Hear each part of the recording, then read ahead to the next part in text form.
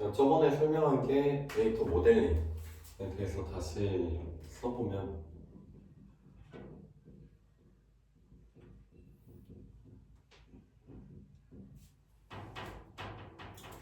결국에는 시스템에서 관리해야 할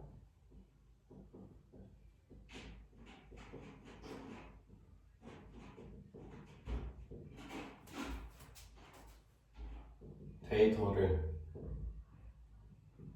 어떤 식으로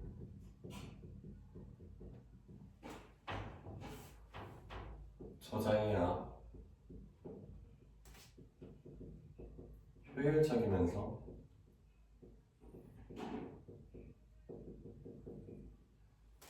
편리하게 다룰 수 있을지.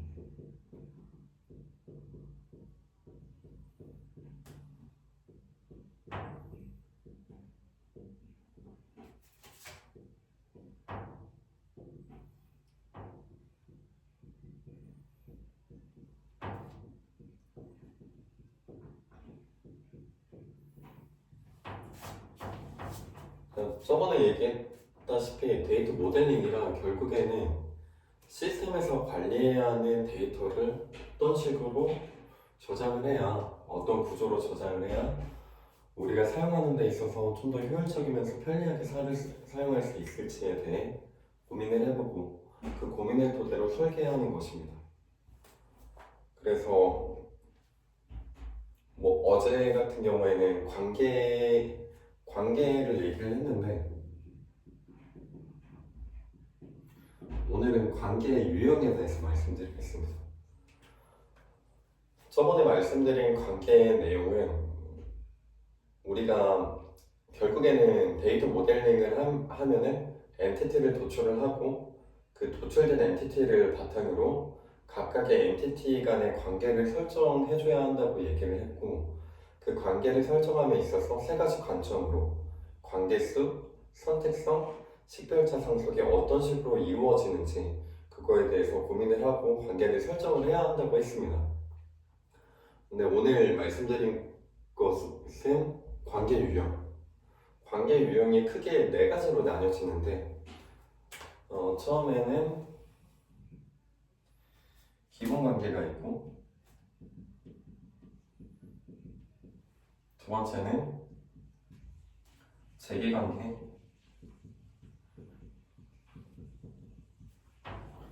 세 번째는 병렬 관계,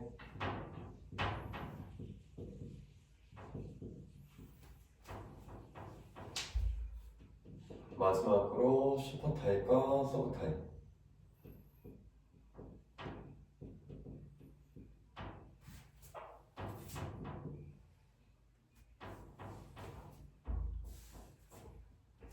엔티티를 도출하고 나서 세 가지 관점으로 관계를 설정하고 나면은 결국에 그 도출되는 관계 유형은 크게 네 가지로 나눠볼 수가 있는데, 일단 기본 관계는 뭐 다들 아시다시피 1대1이나 뭐 1대 M 같은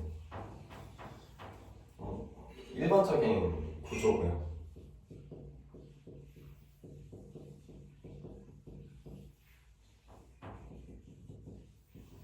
기본 관계는 일반적인 관계 유형을 얘기를 해요. 그래서 엔티티가 이렇게 있다고 했을 때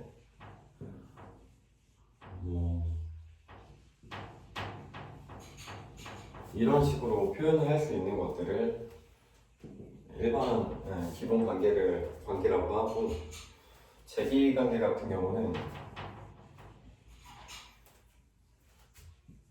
자기 자신을 참조하는 형태입니다.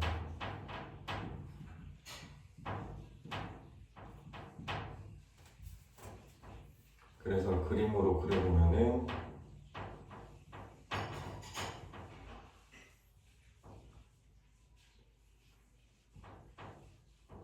주로 이렇게 나오고, 뭔가 어떤 카테고리나 대중소 분류 체계를 나타내는 엔티티를 구성할 때 재기관계를 많이 사용합니다.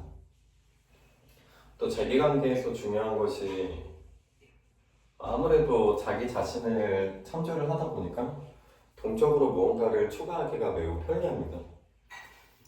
유연하지만 그렇지만 그 성능은 그만큼 떨어지는 구조입니다. 그리고 병렬관계, 그냥 참조 관계가 여러 개로 구성된 것을 얘기를 합니다.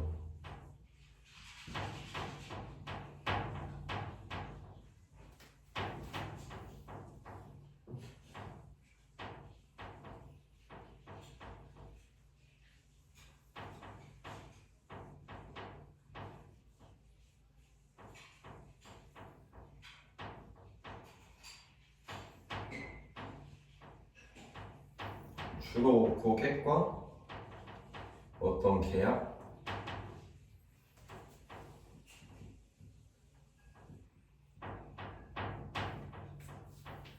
고객과 계약을 나타낼 때 주로 사용하는 관계인데, 예를 들어서 고객이 이 계약의 계약 당사자인지 아니면은 수혜자인지 아니면은 이 계약을 소개해준 사람인지에 따라서 여러 유형으로 나뉘어지기 때문에 병렬 관계로 이렇게 참조 관계가 여러 개로 구성되어 있는 형태를 이루는 경우가 있습니다. 물론 이 병렬 관계가 만약에 세네 개 이상이다 그러면은 여기에 교차 엔티티를 둬서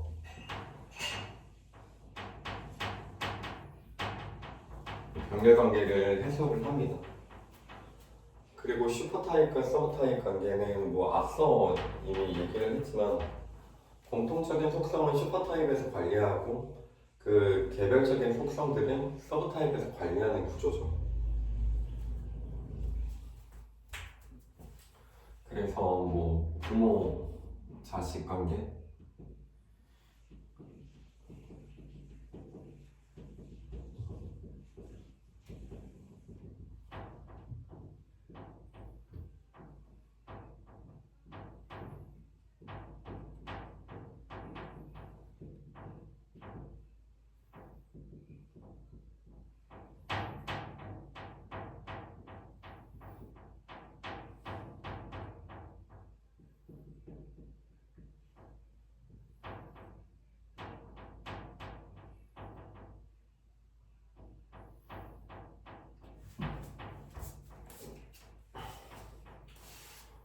여튼 일단은 데이터 모델링을 하다 보면은 엔티티를 도출하고 관계를 설정을 맺으면 그 관계 유형이 크게 네 가지로 나타납니다.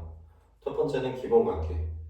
기본 관계는 뭐 다들 아시다시피 1대1, 1대_m 이런 일반적인 관계 유형을 얘기를 해서 주로 그림이 이런 식으로 나타나고, 재기관계 같은 경우는 자기 자신을 참조하는 형태로서 뭔가 동적으로 추가하고 유연함이 이점입니다. 하지만 그만큼 성능이 떨어지기 때문에 성능향을 고려를 해서 재기관계가 아닌 그냥 정적인 관계로 표현을 하는 경우도 있습니다. 재기관계 같은 경우는 대중적 분류, 카테고리 분류를 표현해야 할 때 많이 사용을 합니다.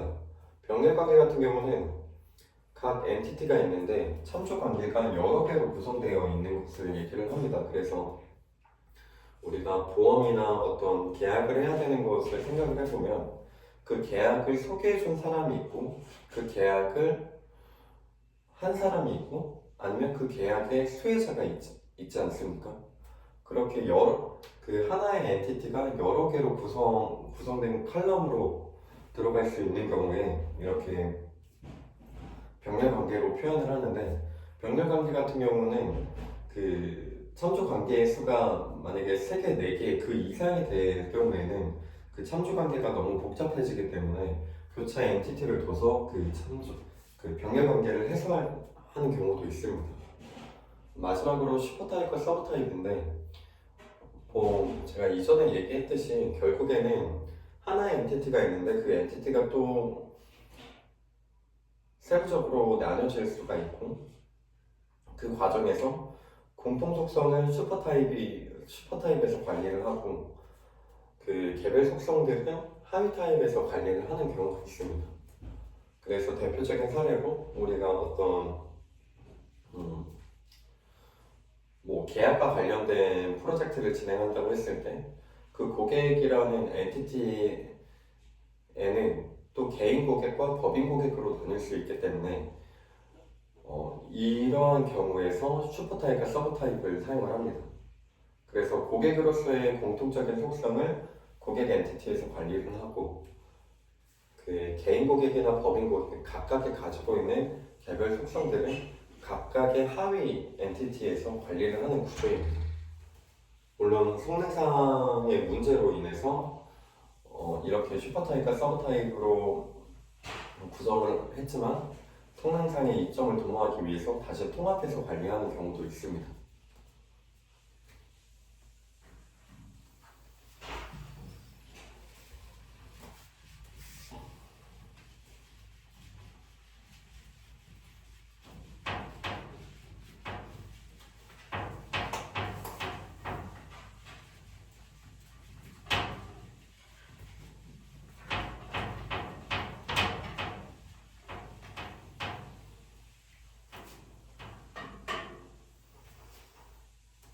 이제는 그 RDB 용어에 대해서 좀 간단하게 말씀드릴 건데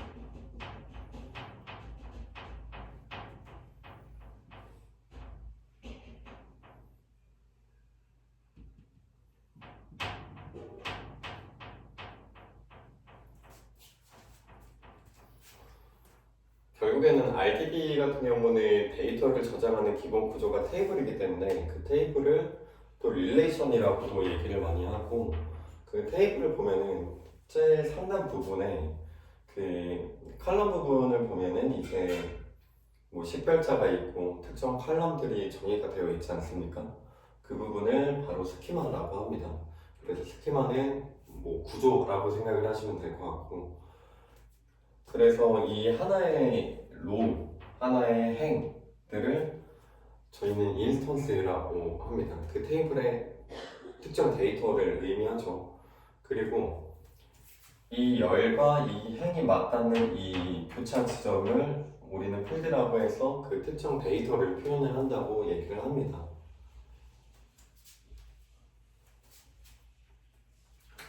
그리고 정규어.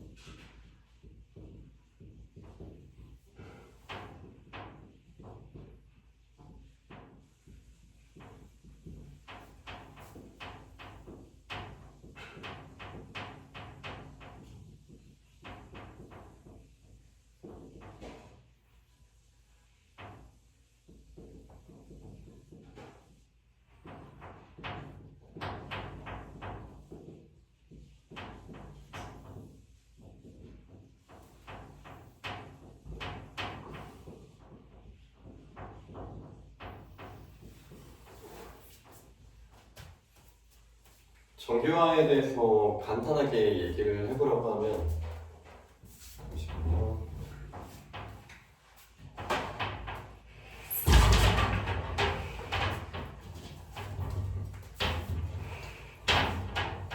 정규화에 대해서 간단하게 얘기를 하라고 하면 결국에는 테이프를 쪼개는 것입니다. 테이프를 쪼개는 행위의 의의는 결국에는 데이터 중복으로 인한 이상 형상 발생을 최대한 방지하고자 하는 것이고요. 물론 OLTP 같은 온라인 트랜잭션 처리가 중요시되는 그런 데이터베이스에서는 정규화가 중요하게 여겨지지만 그렇지만 OLAP 같은 분석용 데이터베이스의 경우 성능상의 이점을 위해서 다시 합치는 경우가 있습니다. 그거를 반정규화라고 하고요. 그리고 그 다음에 알아볼 것은 속성입니다. 속성.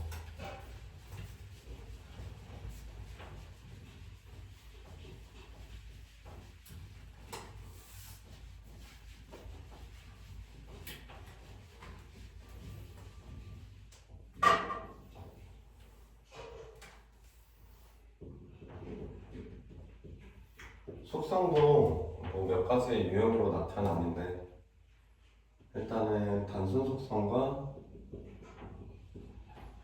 복합 속성이 있고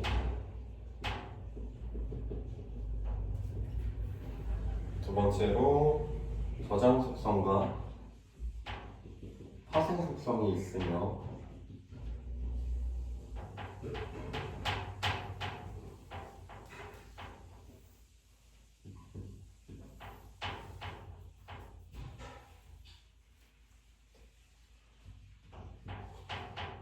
단일값 속성과 다중값 속성으로 나뉘어집니다.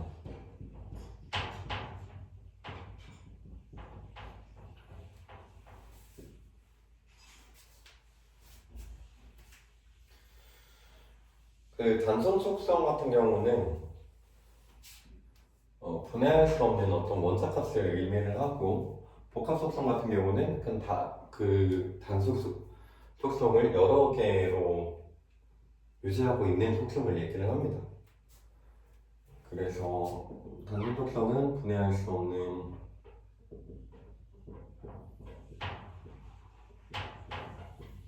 원자값이라고 하면 복합 속성은 그 단순 속성을 여러 개로 유지한 값이죠. 저장 속성 같은 경우에는 테이블에 저장되어 있는 값을 얘기를 하고 파생 속성 같은 경우는 컴퓨티드 컬럼이라고 얘기를 해서 저장된 속성들로부터 계산을 해서 만들어내는 계산된 값입니다.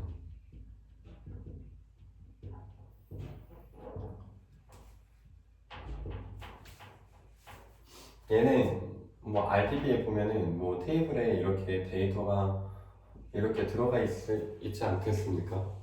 근데 여기에 저장되어 있는 값을 얘기를 하고 이 파생 속성 같은 경우는 이 저장된 값으로부터 연산을 처리를 해서 나온 결과값을 의미합니다. 그래서 저장 속성 같은 경우는 IO를 이용한다면 파생 속성 같은 경우는 CPU를 이용을 하는 거죠. 저장된 값으로부터 컴퓨터 연산을 활용을 해서 계산된 값을 도출한다는 것에 의미가 있고 단일값 같은 경우는 하나의 값으로 구성되어 있는 것을 의미하고 다중값 같은 경우는 여러 개의 값으로 구성되어 있는 값을 의미합니다. 그래서 예컨대 우리가 취미라는 컬럼이 있다고 했을 때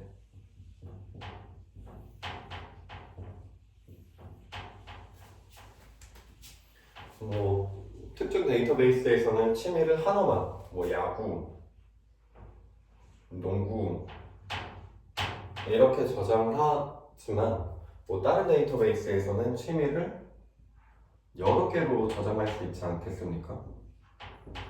뭐 야구, 농구, 배구 이런 식으로 저장을 할 수가 있고, 아니면 이거를 아예 또 따로 분류를 해서 어떤 사람이란 고객이라는 테이블이 있을 때 그 고객과 연결되어 있는 테이블로서 하나의 취미 테이블을 만들어내서 1대다 구조로 가서 이렇게 한 컬럼에 여러 개의 값을 넣는 것이 아니라 이 컬럼을 아예 테이블로 분리를 해서 이 하나의 로우에 대해, 이 하나의 로우, 하나의 사람에 대해서 여러 개의 취미를 갖는 로우로 표현을 할 수가 있겠죠. 그렇습니다. 그래서 속성은 크게 보면은 6가지로 나뉘어집니다. 단순 속성과 복합 속성, 그리고 저장 속성과 파생 속성, 단일값 속성과 다중값 속성. 단순 속성은 분해할 수 없는 그 원자값을 얘기를 하고, 복합 속성은 그 단순 속성이 여러 개로 이루어져 있는 형태를 의미하고, 저장 속성은 테이블에 저장되어 있는 값을 의미하며, 파생 속성은 계산된 값을 의미하고, 단일값 속성은 하나의 값을 의미하고, 다중값 속성은 여러 개의 값을 의미합니다.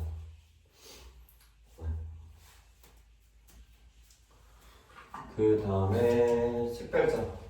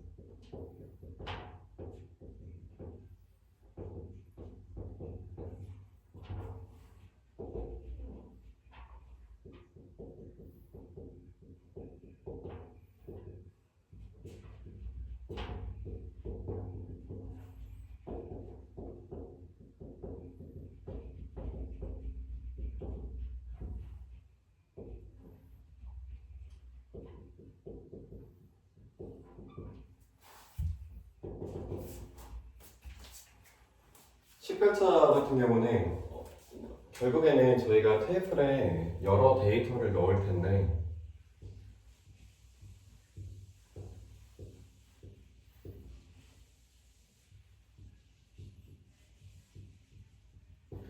여러 데이터를 이렇게 쭉쭉 넣을 텐데, 이 데이터, 이 로우, 이 인스턴스 각각을 식별할 수 있는 값을 의미합니다.